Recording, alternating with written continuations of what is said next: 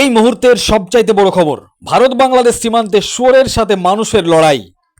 জানিয়ে রাখি আপনাদের, ভারত বাংলাদেশ সীমান্তে শুয়োরের সঙ্গে মানুষের লড়াই।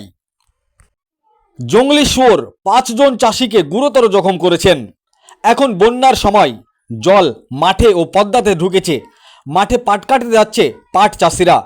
নির্মলচরে একটা জমিতে 5 জন চাষি পাট কাটতে গেলে হঠাৎ করে একটি শুয়োরের পাল এসে চাষিদেরকে আক্রমণ করেন। আর এই আক্রমণে গুরুতর জখম হয়েছেন 5 জন চাষি। প্রথমে তাদের উদ্ধার করে নসিপুর হাসপাতালে নিয়ে যাওয়া হয়। তারপর একজনের অবস্থা গুরুতর জখম হওয়ায় তাকে বহরমপুর মেডিকেল হাসপাতালে রেফার করা হয়েছেন। অত্র এলাকার চাষিরা এখন আতঙ্কে ভুগছেন।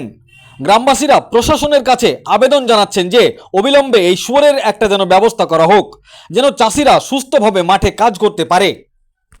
এই আবেদন জানাচ্ছেন অত্র এলাকার চাষিরা এবং গ্রামবাসীরা। কি বলেছেন তারা সংবাদ মাধ্যমের সামনে বিস্তারিতভাবে শোনাবো আপনাদের। এই ভিডিওটি যারা দেখছেন চ্যানেলটি লাইক করবেন, শেয়ার করবেন আর সাবস্ক্রাইব করবেন। আই লাভ মাই ইন্ডিয়া, মেরা ভারত মহান। এই ঘটনাটি ঘটেছে মুর্শিদাবাদ জেলার রানীতলা থানার আখেরিগঞ্জ গ্রাম পঞ্চায়েতের নির্মলচর এলাকায়। এই যে শুয়োর নিয়ে একটা আতঙ্ক তৈরি হয়েছে, মানুষকে কামড়ে নিচ্ছে, মানুষকে জখম করে দিচ্ছে, তো এটা নিয়ে কি বলবেন আপনারা? এটা দুঃখজনক একটা বিষয়। আমরা অবগত কিছুদিন আগে থেকে শুনতে পাচ্ছি যে বাংলাদেশ নদী ক্রস করে বাংলাদেশ থেকে কিছু জঙ্গল চোর এপারে এসেছে এবং আমাদের যে পাটের সব ক্ষেত আছে সেই ক্ষেতে অত্যাচার হচ্ছে, ফসল নষ্ট করছে।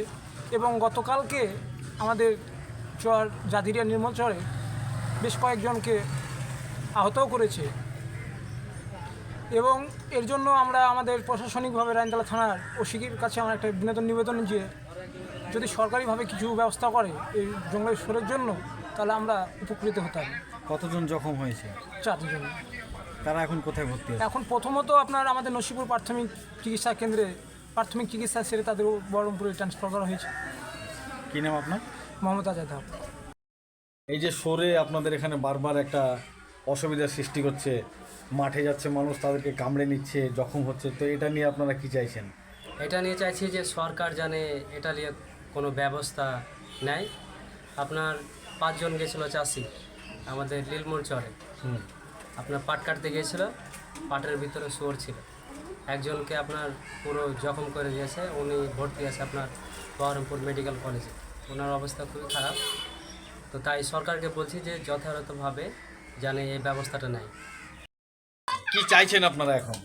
এখন চাইছি আমরা যে অত্র এলাকার এসডিও ও বিডিও ও থানা প্রশাসনিকভাবে জানে এটার ব্যবস্থা নেয়, জানে এই বিপদের হাত থেকে মানুষ সব উদ্ধার হয়। এগুলো আমরা হায়দ্রাবাদে দেখেছি, চেন্নাইয়ে দেখেছি যে শুয়োরের উৎপত্তিটা অনেক বেশি, কিন্তু আমাদের এলাকা হয়ে যাবে আমরা কিন্তু ভাবতে পারিনি। এটা নিয়ে জানে একটু থানাতে একটু যেন সতর্কবার্তা দেয় সবাইকে, আর জানে হেল্পের জন্য একটু হাত বাড়িয়ে দেয়, আমরা এটাতে খুশি হব। আপনার নাম? আমার নাম হালিম শেখ। আমার ঘটনা ঘটেছে বাবু দাস নাম, পিতা রাজকুমার দাস।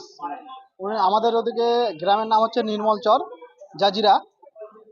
তো আমাদের ওদিকে বন্যা হয়ে গেছে, বন্যার জন্য যে পাট আছে, পাটের জমি, সে পাটের জমি ডুবে যায়। তো পাটের জমি দেখতে গিয়েছে, হঠাৎ করে পাটের জমি থেকে জঙ্গলি শুয়োর অনেকগুলো বেরিয়ে এসে তাদের উপর হামলা করে দেয় এবং গুরুতরভাবে জখম হয়। গলাতে বিশেষ করে বড় একটা ঘা আছে। আমরা প্রথমে নসিপুর গ্রামীণ হসপিটালে গিয়েছিলাম, সেখান থেকে ডাইরেক্ট রেফার করে দেয় বহরমপুর হসপিটালে। আমরা এই মুহূর্তে তাকে ভর্তি করলাম। আর যিনি ঘায়েল হয়েছে তিনি আমার জামাই ভাই সম্পর্কে। আহত আহত প্রায় 4-5 জন হয়েছে। আর শুয়োর অনেক অনেক, হ্যাঁ, হাজারে হাজারে শুয়োর। আর ফসল তো সম্পূর্ণ ক্ষতি করে দিচ্ছে, ফসল হতে দিচ্ছে না। নির্মলচর এলাকায় আপনার কোনো ফসল ভালোভাবে তুলতে পারছে না শুয়োরের অত্যাচারে, এত প্রচন্ড পরিমাণে শুয়োর হয়েছে। যাদেরকে আহত করেছে তারা কি এখানে এসছে? না, তারা সবাই এখানে আসেনি, এখানে কেবলমাত্র বাবু দাস এসেছে।